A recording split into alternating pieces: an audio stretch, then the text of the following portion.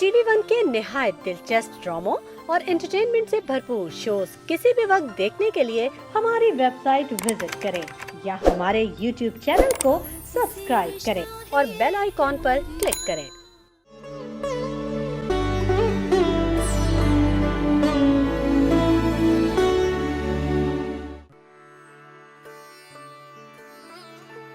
क्या ये तासुर दुरुस्त है कि जोड़े आसमानों पर बनते हैं?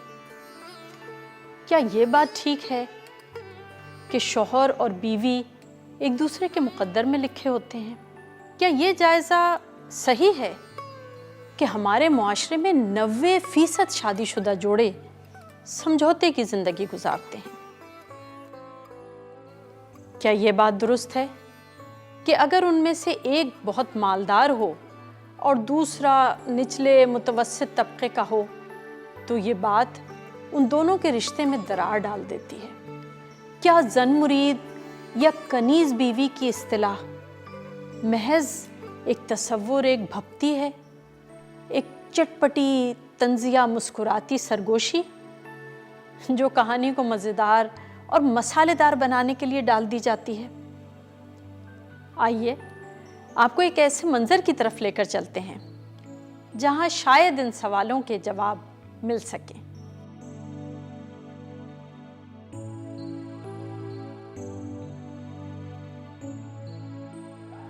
जी जी जी जी जी बिल्कुल, बेफिक्र है, ठीक है, ओके।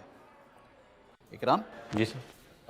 एक काम करो, वो जो हांगकांग से नई लौट आई है ना, उसमें से कुछ अच्छी सी खूबसूरत सी अंगूठियाँ निकाल के अच्छी सी पैकिंग में रख दो। जी सर। मिसेस आलिया आने वाली हैं, उन्होंने 12 साढ़े 12 का टाइम दिया। बददिमाग और बदइखलाक औरत। सिर्फ शक्ल खूबसूरत होने से क्या होता है, दिल भी खूबसूरत होना चाहिए। क्या सोच रहे हो, कुछ कहना चाहते हो? नहीं सर, मैंने क्या सोचना है। आप तो जानते हैं कि आलिया बेगम कितनी बददिमाग और बदइखलाक औरत है। जब भी आती हैं सारे स्टाफ के सामने बेइज्जत करके रख देती हैं। ऐसे समझती हैं जैसे कोई मैं उनका खरीदा हुआ गुलाम। हाँ जानता हूँ, मगर मुंह मांगे दाम देती हैं। इन्हें तो सिर्फ महंगे दाम मिलने से मतलब है। हमारी इज्जत नफ्स की तो कोई कीमत ही नहीं है।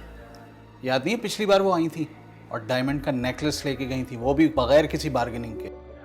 7-8 लाख की चीज 10 लाख में लेके गई। जी सर, सही कह रहे हैं। और हाँ बात सुनो, हम यहाँ कारोबार करने के लिए बैठे हुए, किसी की अखलाकियात को संवारने के लिए नहीं बैठे। और हाँ, जब वो आए तो उनके सामने कोई ऐसा तासुर मत देना कि जिससे वो नाराज हो जाए। खामखा सोने का अंडा देने वाली मुर्गी हाथ से निकल जाएगी। जी सर। और देखो, तुम्हें 1 बजे लंच पे जाना ही है, मैं जानता हूँ, चले मत जाना। असल में तुम्हारे अलावा उनको कोई हैंडल कर नहीं सकता, इसीलिए तुम्हारी मौजूदगी ज़रूरी है, समझ गए? ठीक है सर।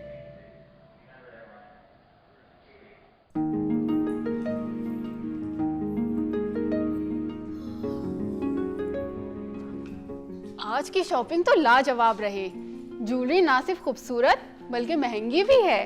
भाई तुम्हें तो पता है, मुझे बचपन से ही खूबसूरत और महंगी ज्वेलरी खरीदने का बहुत शौक है। तुम्हें गुस्सा क्यों आ गया था उस सेल्समैन से बात करते हुए? खामखा 2 टके के लोगों के लिए अपना मूड क्यों खराब करती हो? वो घटिया इंसान मुझे अच्छी और बुरी ज्वेलरी में फर्क बता रहा था।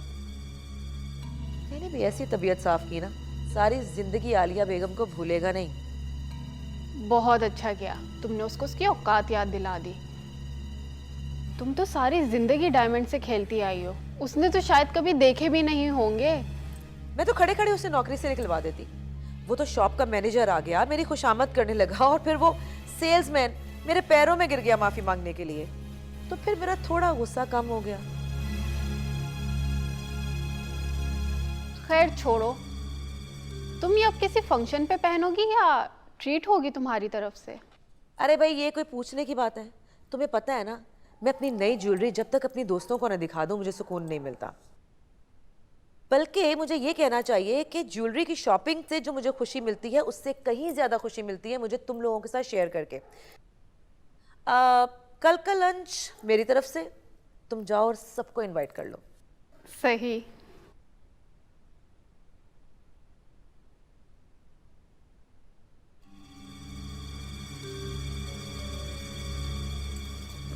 मेरी बात सुनो, ये तुम क्या अजीबोगरीब किस्म की शक्ल बना के हर वक्त बैठे रहते हो? इतने आलीशान घर में रहते हो, इतनी खूबसूरत बीवी के शौहर हो, इस शहर के बाइज्जत फैमिली के इकलौते दामाद हो। अपनी किस्मत पे रश किया करो शहजाद। तुम्हें बिला वजह लोगों से लड़ना नहीं चाहिए। सेल्समैन बेचारे बहुत मजबूर होते हैं, उनके साथ अच्छा बर्ताव करना चाहिए। मेरी बात सुनो, तुम मेरे सामने उस 2 टके की सेल्समैन की वकालत करके ना मेरी इंसल्ट मत करो। बेहतर यही होगा कि तुम मेरे किसी मामले में टांग मत अड़ाया करो। अच्छी तरह से जानते हो तुम कि आलिया किसी को खातिर में लाने वाली शख्सियत नहीं है। मेरी और तुम्हारी शादी को काफी अरसा हो गया। तुम्हारे मिजाज और फितरत से मैं अच्छी तरह से वाकिफ हूं, बताने की जरूरत नहीं। जब अच्छी तरह से वाकिफ हो ही गए हो तो याद रहे, मुझे दोबारा बताने की जरूरत नहीं पड़नी चाहिए।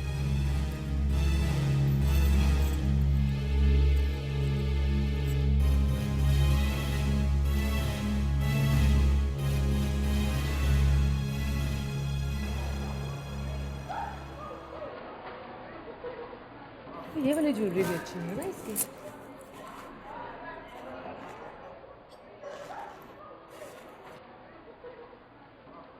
अरे ये यहाँ क्या कर रहा है? हो सकता है इसने जॉब चेंज कर ली हो। चलो देखते हैं।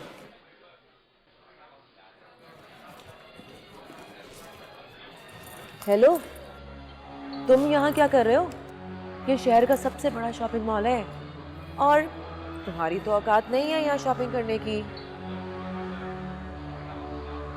और लगता है इस बेचारे को ना अपनी इंसल्ट महसूस हो रही है अपनी औकात जानकर।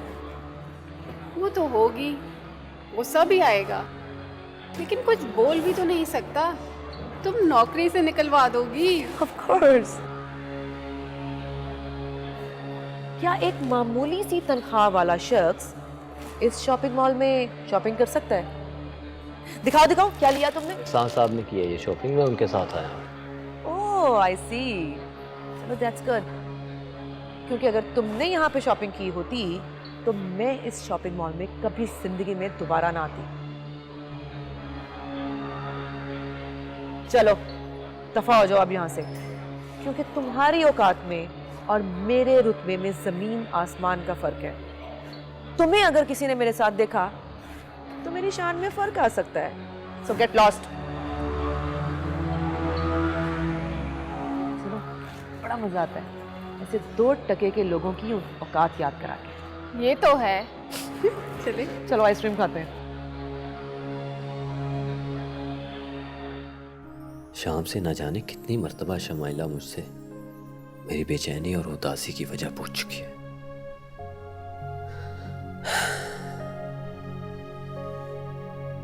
मगर मैं उससे ये बताने से कासिर हूं कि मैं एक मर्द होकर एक औरत के हाथों जलील होता रहता हूं। ये मजबूरियां, ये बेबसी एक जिंदा शख्स को मुर्दा कर देती हैं। जिंदा रहने के लिए रोटी की जरूरत होती है। मैं अपने बीवी बच्चों को भूखा नहीं मार सकता। ये नौकरी मुझे बहुत मुश्किल से मिली है, लेकिन जिंदा रहने के लिए इज्जत नफ्स को मार देना कहाँ की जिंदगी है।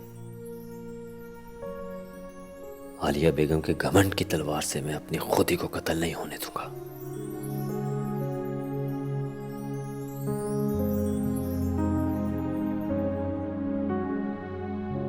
देखो, सुमेरा तुम्हारी बहुत शिकायतें लगा रही थी।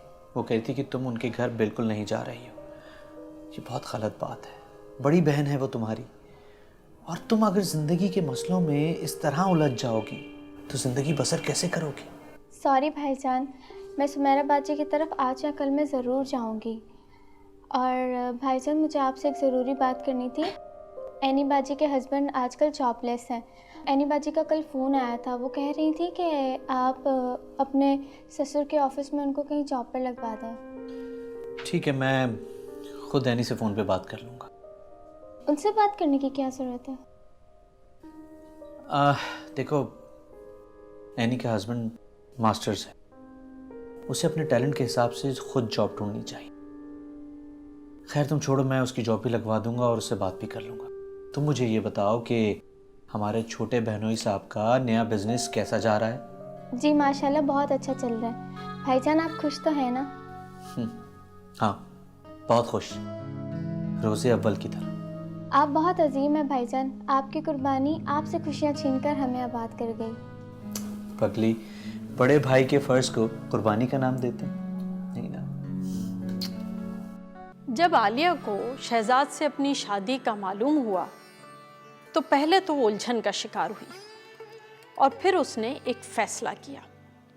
उसने सोचा कि शहजाद मेरे वालिद का मुलाजिम है, मैं उसे बराबरी का दर्जा कभी नहीं दूंगी। इसने अपनी मजबूरियों का सौदा किया है। ये मेरे लिए सिर्फ एक पालतू शौहर हो सकता है। मैं चाहूं भी इसे अपना लाइफ पार्टनर नहीं समझ सकती।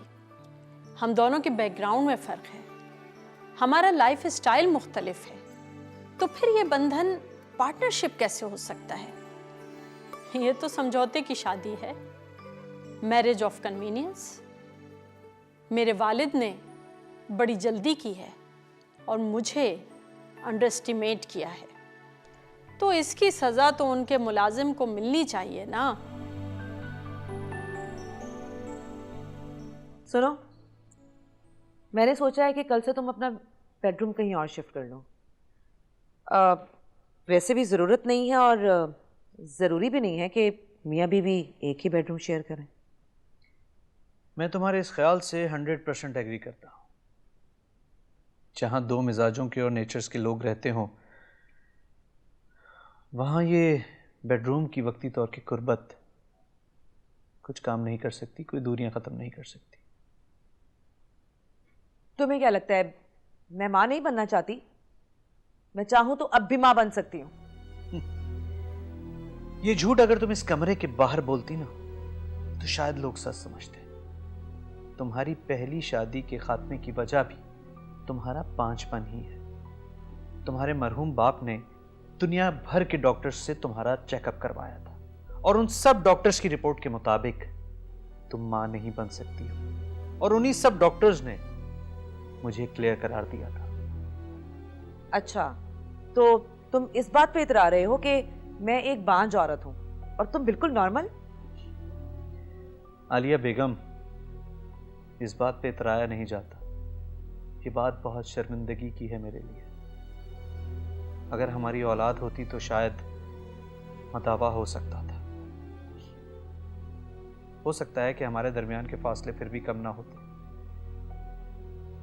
लेकिन हम साहिब औलाद तो कहलाते। तुम अपने इस लेक्चर से मेरी नींद भी खराब कर रहे हो और मेरा वक्त भी।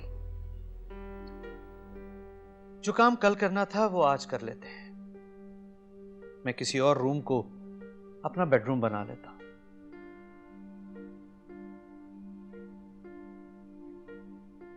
Good night. Excuse me. हाँ हाँ, जाओ जाओ, तुम्हारी जरूरत नहीं है मुझे।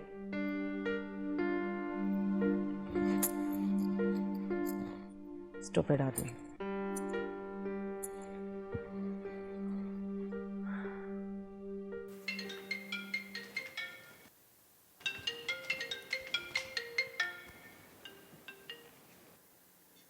हेलो।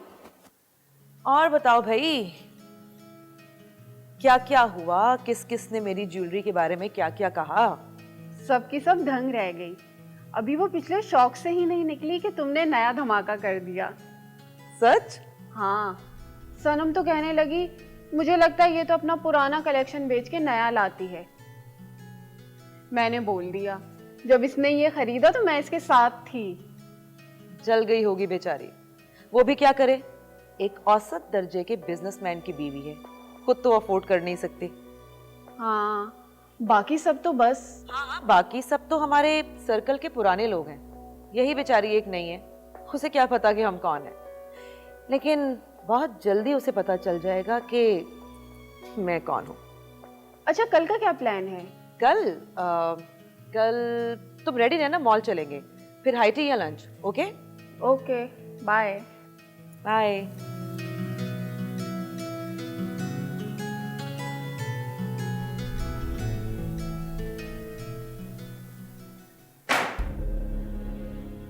ये जो रात को तुम बहुत इतरा रहे थे ना, मुझे लगा तुम्हारे दिमाग से कहीं तहरीर डिलीट ना हो गई हो, तो तुम्हें दोबारा से ज़हन-नशीं कराना बहुत ज़रूरी है। तुम्हारी औकात तुम्हें याद कराना बहुत ज़रूरी है मिस्टर शहजाद। तुम्हें ये जहमत करने की ज़रूरत नहीं थी, और ना ही मुझे ज़हन-नशीं करवानी, क्योंकि इसका हर्फ ब हर्फ मुझे अच्छी तरह से हिफ्ज़ है। वैसे अपनी किस्मत पे बहुत दुख होता होगा ना तुम्हें कभी कभी?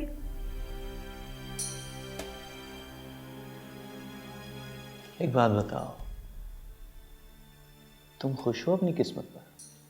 ऑफ कोर्स, क्या नहीं है मेरे पास? बंगला, गाड़ी, पैसा, दौलत, सोसाइटी में आला मुकाम। मेरे जैसी किस्मत के लिए लोग पूरी उम्र दुआएं करते हैं, मगर आलिया जैसा रुतबा हासिल नहीं होता। सच तो ये है कि तुम इन सब बातों पर घमंड तो कर सकती हो, लेकिन तुम दिल से इस पर खुश नहीं हो। मैं जानता हूं तुम्हें इस बात का दिल से एहसास है। ये अलग बात है कि तुम अपनी ज़बान से ये कुछ कह नहीं सकती। एक बात और, इन पेपर्स को संभाल के रखना। तुम्हारी ज़हनी तस्कीन के लिए दवा के तौर पर इस्तेमाल हो सकते हैं।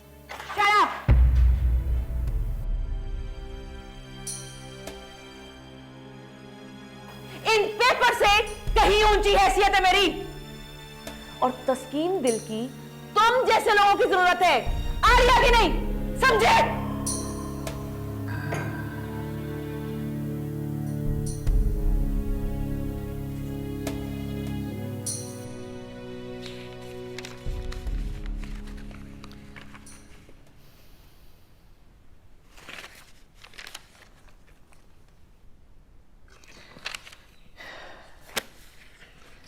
इतने बहुत से पेपर्स पढ़ने में तो बहुत टाइम लग जाएगा। मुझे एक बात बताइए कि आपने मुझे फैक्ट्री क्यों नहीं आने दिया? मैं वहाँ आ जाता, सबसे खुद ही बात कर लेता। सर, वर्कर्स में काफ़ी इश्तियाल पाया जाता है सर, और आप वहाँ तशरीफ़ लाते और वो कोई बदतमीज़ी करते आपसे, मुझसे बर्दाश्त ना होता सर। देखिए फरहान साहब, आज इनकी स्ट्राइक को तीसरा दिन है, और प्रोडक्शन मैनेजर की हैसियत से आपको अंदाज़ा होगा कि कितना लॉस हो चुका है। आखिर आप इनके इस मसले का हल क्यों नहीं निकाल रहे? सर, मुझे बिल्कुल अंदाज़ा है इस बात का, और मुमकिन हल भी मौजूद है। सर, ये जो 150 वर्कर्स हैं, इनका बोनस बनता है तकरीबन हमारी प्रोडक्शन का 50%, और इस बात का तज़किरा मैंने मैडम से भी किया था, मगर वो कह रही थी कि इस साल किसी वर्कर को बोनस ना दिया जाए। वर्कर्स को बोनस ना दिया जाए? मगर क्यों? सर, हम मुलाजिम लोग हैं, हम रीज़न नहीं पूछते, हम सिर्फ ऑर्डर को फॉलो करते हैं सर।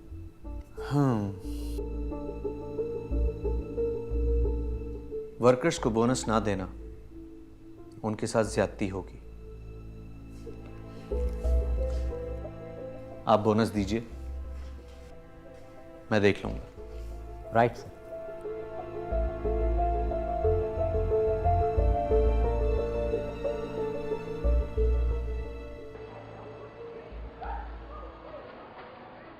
ओह हेलो, कहाँ जा रहे हो? नज़र नहीं आ रहा आलिया आई है। इस शहर की मुअज़्ज़ज़ खातून और इस शॉप की मुअज़्ज़ज़ कस्टमर। मैडम, आप इस शहर की मुअज़्ज़ज़ हस्ती और इस ज्वेलरी शॉप की मुअज़्ज़ज़ कस्टमर होंगी, लेकिन मुझे इससे कोई फ़र्क नहीं पड़ता। मेरा लंच ब्रेक है, मैं जा रहा हूँ। और वैसे भी एहसान साहब हैं आपकी खुशामद के लिए वहाँ पर। Shut up! अरे जुर्रत कैसे हुई तुम मेरे सामने ज़बान चला रहे हो? तुम्हारी औकात मेरे जूतों से भी कम। जितने के मैं जूते खरीदती हूँ ना, उतने पैसों में तुम पूरा महीना अपने खानदान को पालते हो। बस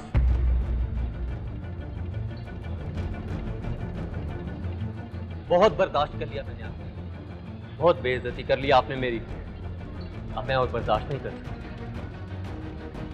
किस बात का गरूर है आपको? अपने हुस्न का, अपनी दौलत का। और इस हुस्न को चार चांद लगाने के लिए आप यहाँ से लाखों की ज्वेलरी खरीदती है ना, कोई फायदा नहीं जब तक दिल खूबसूरत ना हो। Shut up! बहुत जबान चल रही है आज तुम्हारी। इतने इतनी जुर्रत आई कहां से तेरे अंदर? मैडम, आज तक आपका पाला सिर्फ खुशामद करने वाले एहसान साहब जैसे लोगों से पड़ा है, मुझ जैसे खुददार इंसान से नहीं, जिसके लिए नफा या नुकसान कोई मायने नहीं रखता। अगर कुछ मायने रखता है तो मेरी इज्जत है नफ्स। जी आप पता है, मुझे ना आप पे तरस आता है, कि मुझे लगता है कि आपकी जिंदगी में कहीं ना कहीं कोई ऐसी कमी है जो कभी पूरा नहीं हो सकती, चाहे आप पूरी दुनिया खरीद। इसकी इतनी जुर्रत, इसका दिमाग खराब हो गया है।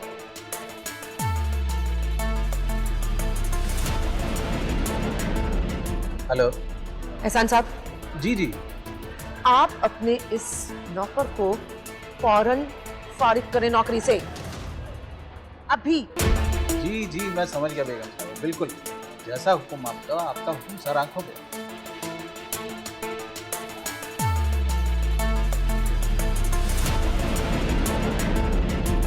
तुम्हारी पहली शादी के खात्मे की वजह भी तुम्हारा 5 है।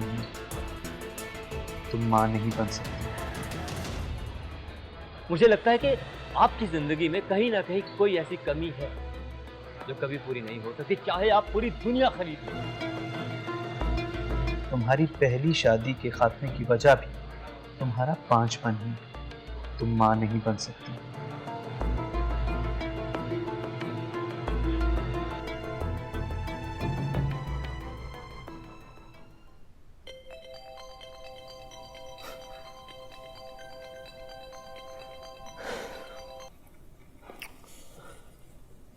जी एहसान साहब, मैंने तुमसे कहा था और समझाया भी था कि आलिया जैसी कस्टमर जो है वो नाराज ना हो। एहसान साहब काम की बात कीजिए। तो काम की बात यह है कि तुम्हें काम पे आने की जरूरत नहीं है। तुम्हें नौकरी से फारिग कर दिया गया और किसी भी दिन आके तुम अपने ड्यूटीज लेके चले जाना।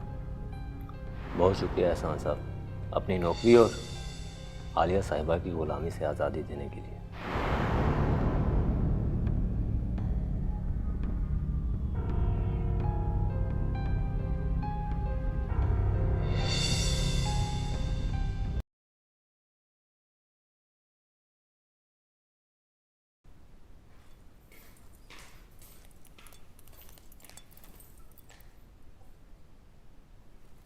तुम्हें यह अथॉरिटी किसने दी कि तुम फैक्ट्री के उन मामलात में दखल अंदाजी करो जो तुम्हारी जिम्मेदारी ही नहीं है? क्या जरूरत थी बोनस का अनाउंस करने के लिए? पिछले कई सालों से उन मजदूरों को बोनस मिल रहा है, इस साल उस पर कदगन लगाने की क्या वजह है? क्यों दें हम उन्हें बोनस, जबकि बाकी फैक्ट्रियों के मुकाबले में हम उन्हें कहीं ज्यादा सैलरी देते हैं, फैसिलिटीज देते हैं। बल्कि यह कहना ज्यादा मुनासिब होगा कि उनकी औकात से कहीं बढ़कर हम उन्हें दे रहे हैं। तुम्हें अंदाजा है कि इन 3 दिनों की स्ट्राइक में फैक्ट्री की प्रोडक्शन से कितना नुकसान हो चुका है? नुकसान होता है तो हो जाए। आलिया नफा नुकसान सोचकर अपना खून नहीं जलाती। मेरे ख्याल में तुम शायद भूल रही हो कि तुम्हारी ड्रेसिंग टेबल में पड़े ज्वेलरी के डब्बों में भरी हुई ज्वेलरी और तुम्हारी वार्डरोब में पड़े हुए महंगे कपड़े और उनके साथ अनगिनत मैचिंग के पर्स और जूते, वो सब के सब उन मजदूरों की मेहनत की मरहूने मिन्नत है। उनकी मेहनत नहीं, बल्कि मेरी अकल के मरहूने मिन्नत है। और हाँ, वो तुम्हारे बेचारे मजदूर जिनको तुम्हारे ऑर्डर पर बोनस दिया गया है, उनकी सैलरी से थोड़ा थोड़ा करके काट लिया जाएगा।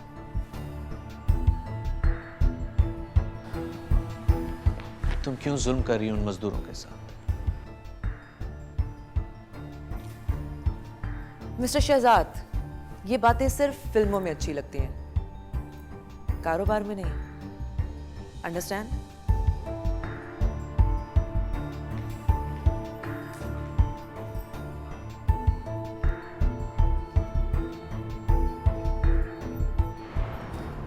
आपने उस शख्स को नौकरी पे ना रखकर वाकई मेरी बात रख ली है। Thank you so very much.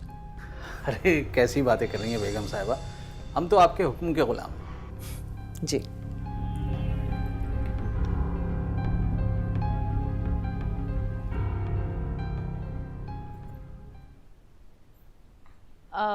तुम्हें कुछ पता चला तुम्हारे उस बेचारे के बारे में? कौन? किसकी बात कर रही हो तुम? अरे वही ज्वेलरी शॉप वाला। हाँ, तो क्या हुआ उसे? उस बेचारे की नौकरी चली गई है और अब वो दर दर भटक रहा है नौकरी की तलाश में। और ये सब तुम्हारे कहने पर हुआ होगा? ऑफ कोर्स, एहसान मेरे लिए इससे भी बड़ा काम कर सकता है, और ये तो कुछ भी नहीं है। मैं तो तुम्हारे उस बेचारे को और उसके बीवी बच्चों को सड़क पे भीख मांगता हुआ देखना चाहती हूँ। And you will see. Alia, Alia मेरी बात सुनो। आलिया,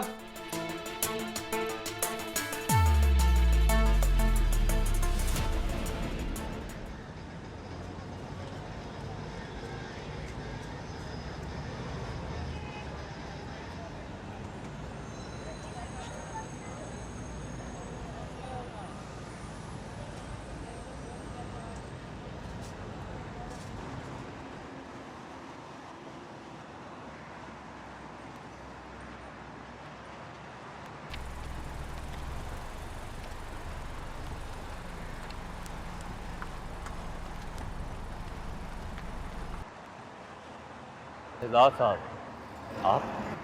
अंदर आओ।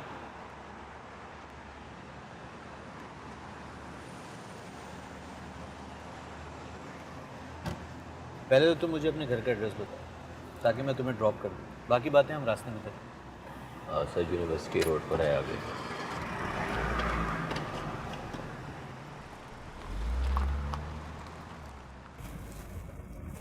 सबसे पहले तो मैं तुमसे अपनी बीवी की तमाम बदतमीजियों की माफ़ी मांगता हूँ। मैं ये भी जानता हूँ कि मेरी ये माफ़ी तलाफ़ी तुम्हारे साथ होने वाली नाइंसाफ़ियों का मदावा नहीं हो सकती, लेकिन हो सकता है कि हम दोनों के दिलों का बोझ हल्का हो जाए। तुमने अपना एड्रेस यूनिवर्सिटी रोड पे बताया था। जी सर, लेकिन सर इस सब की क्या ज़रूरत थी? खामखा आपको जहमत उठाना पड़ रही है। ज़रूरत? मेरे दोस्त, ये सब ज़रूरतों का ही तो किया धरा है। अब तुम ये बताओ कि तुम्हें क्या ज़रूरत थी उस दिन आलिया और एहसान की बेहुदा गुफ्तगू को यूं सर झुकाए सुनने की? ये सब ज़रूरतों का रचाया हुआ खेल है मेरे दोस्त। मज़े की बात यह है कि इन्हीं ज़रूरतों की वजह से हमारी शख्सियत में एक खला पैदा हो जाती है, और फिर उस खला को पुर करने के लिए हम अपनी ज़रूरतों का इस्तेमाल करते हैं, और जो हम उस खला को पुर करते जाते हैं वो मज़ीद वसी तर होता चला जाता है। और मज़े की बात यह है कि कौन जानता है कि जिन ज़रूरतों से हम उस खला को पुर कर रहे हैं वो ज़रूरतें हैं या फिर महज दिल का बहलावा। शहजाद साहब, आपकी बातें बहुत गहरी मालूम होती हैं। चलो तुम्हें आसान अंदाज में समझाता हूँ। तुम और एहसान क्या समझते हो? आलिया नहीं जानती कि तुम उससे ज्वेलरी की दुगनी तिगनी कीमत वसूल करते हो। जी? ये जानकर हैरत हो रही है कि वो तुमसे कभी इस बात की शिकायत नहीं करती, बल्कि दोबारा आकर तुमसे मजीद महंगी कीमत में ज्वेलरी खरीदती है। जानते हो क्यों? वो अपनी शख्सियत के खला को पुर करती है। सर, ये आप बार बार किस खला का जिक्र कर रहे हैं? देखो इकराम, कि आलिया जैसे लोग अपनी शख्सियत का खोखलापन और उसका खुला इन महंगी दामों खरीदी गई अशिया से और अपनी ऊट पटांग हरकतों से पुर करने की कोशिश करते हैं। ये वो लोग हैं जिनको बैठे बिठाए बगैर किसी मेहनत के, बगैर किसी तगदौ के बाप की अरबों की जायदाद, बैंक बैलेंस, रुपया पैसा बैठे बिठाए घर पे ही मिल जाता है। इनके पास ना ही कोई मुस्बत और तामीरी सोच होती है और ना ही इनके पास कुछ और करने को होता है। ये बेचारे करें भी तो क्या करें? तो फिर सर आपने उनसे शादी? यहाँ आगे कहीं किसी जगह पे चाय पीते हुए बाकी बातें करते हैं। जी।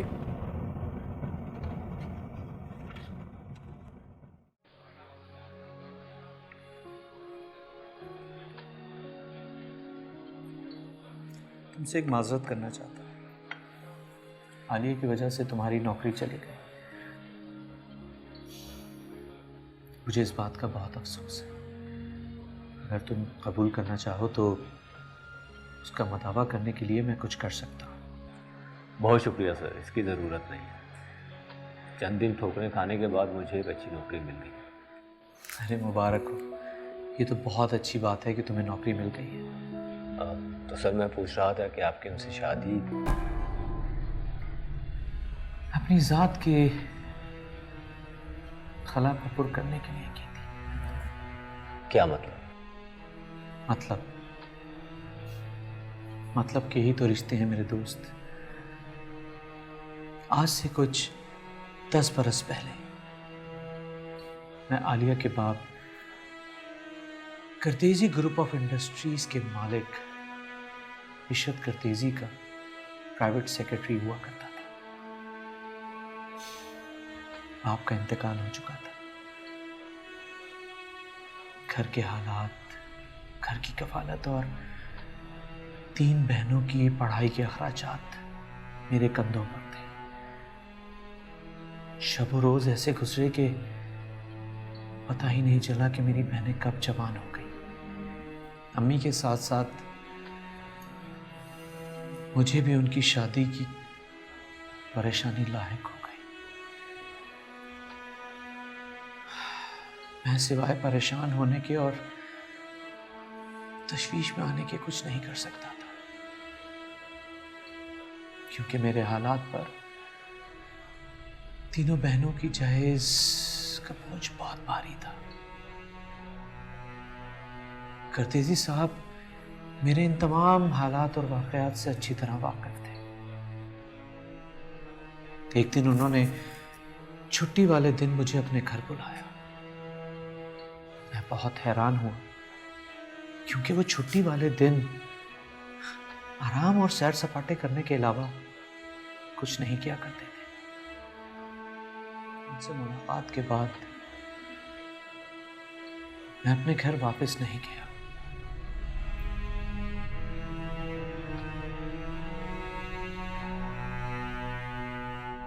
मैं तुम्हारी तीनों बहनों की शादियां निहायत ही शानदार तौर पर करवा देने का वादा करता हूँ, अगर तुम मेरी अकलौती औलाद आलिया से शादी कर लो। सर इसका मतलब है कि आपकी शादी एक समझौता थी? समझौते से ज्यादा मेरी जरूरतों के खला को पुर करने के लिए एक सौदा था। क्या हुआ जो मुझसे वो 5-6 बरस बड़ी थी।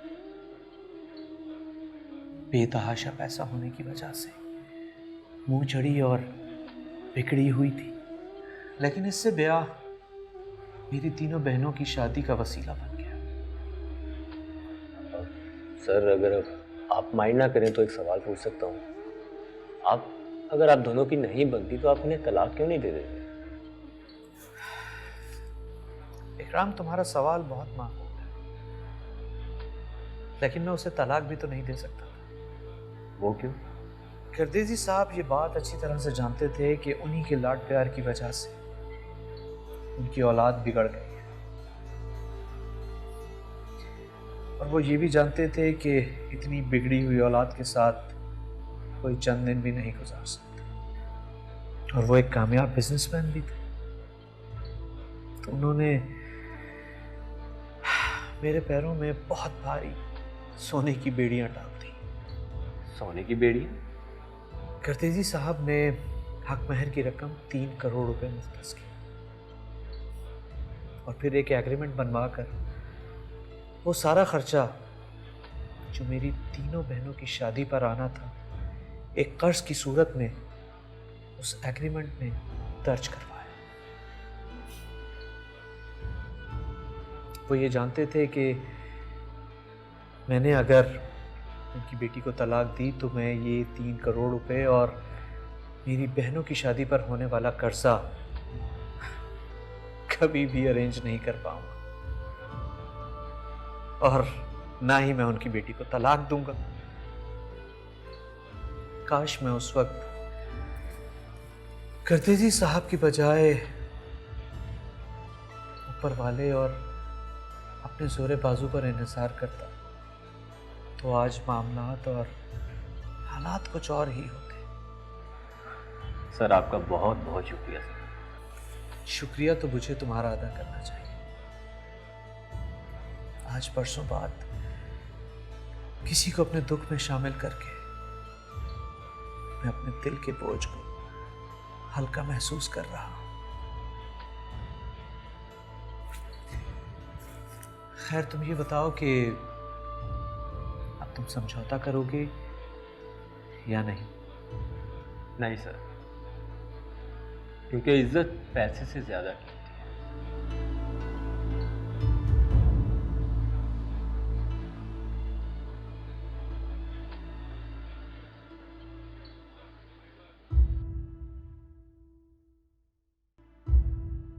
शहजाद के पास अब 2 ही रास्ते थे।